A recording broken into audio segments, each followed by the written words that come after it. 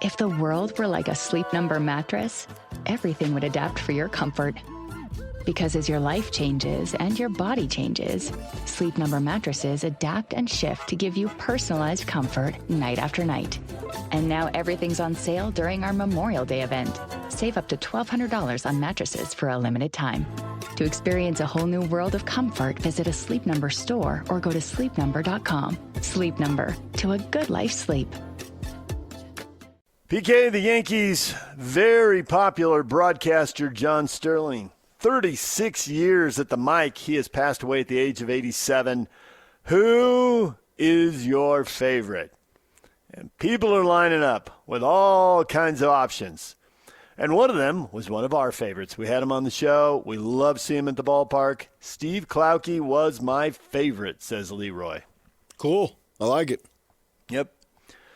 Michael says Skip Carey, dry and sneaky funny. Which one is that? There's been like 18 of them. There have been a bunch of Careys. He did Braves. Is that Harry's son rather than grandson? Right. He's the son. Okay. Yes. He did Braves games. Yeah, Harry yeah. Carey's All right. son. All right. I got you. Yeah.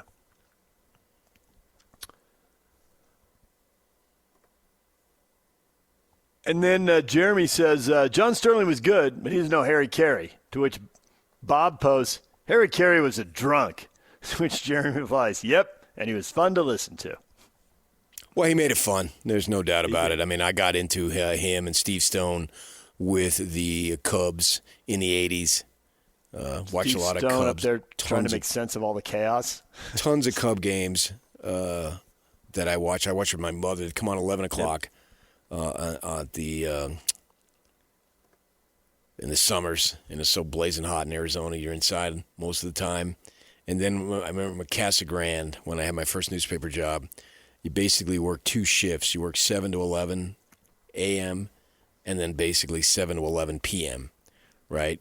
So and that leaves you time for Cubs baseball right in the middle of the day. So I'd go home. I had a little apartment, and I'd go in there and just crash and turn on the game. Game would start about 11:15. Sit there and watch it. I mean, my fandom is different. The way I define fandom is if I follow your team, I don't necessarily get caught up in whether you win or lose. But if I follow your team hardcore, which at those days I was following the Cubs because I loved baseball, and then moving from the tri-state area there, the metropolitan area where you had games on every night because you either had the Yankees or the Mets, and then I moved out to Arizona and you got nothing. You got the game of the week on Saturday. That's about it. Yep. And so when that thing came along, that was a big-time blessing. Cubs and then the Braves.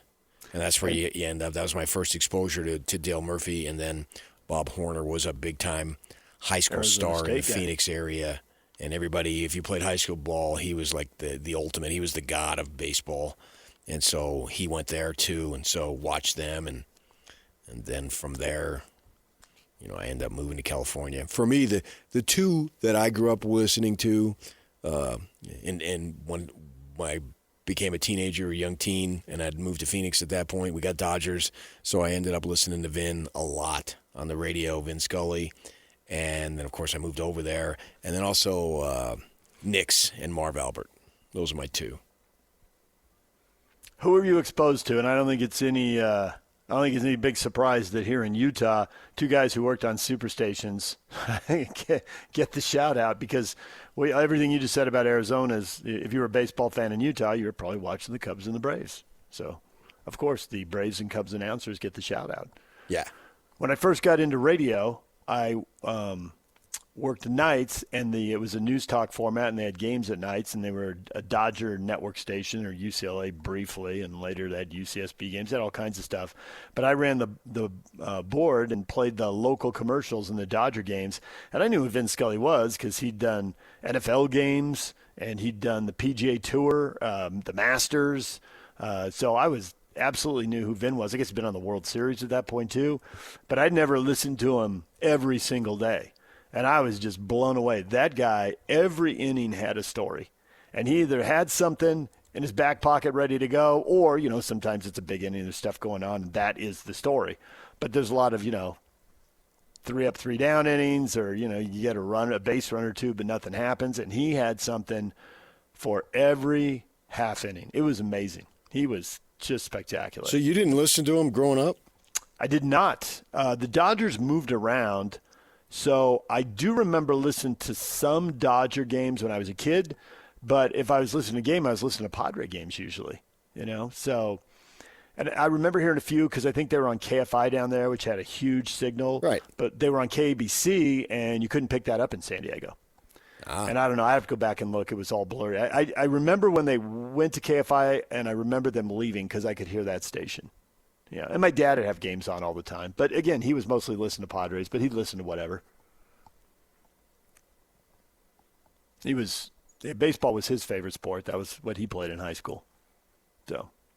Oh, Pops was a jock? You never told me that. I thought he was just a nerd. He didn't. He played 2 years of baseball in high school. He didn't get to play on the varsity his junior and senior year.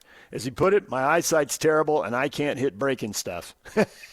It's like the ball disappears on me. So I'm just waving at it. But he could turn around a 97-mile-an-hour heater, huh? I suppose so. Well, I suspect, as an eighth grader playing ball, he wasn't turning around anything in the 90s. So, yeah. But he loved it. I mean, there was never too much baseball for Dad. Absolutely not.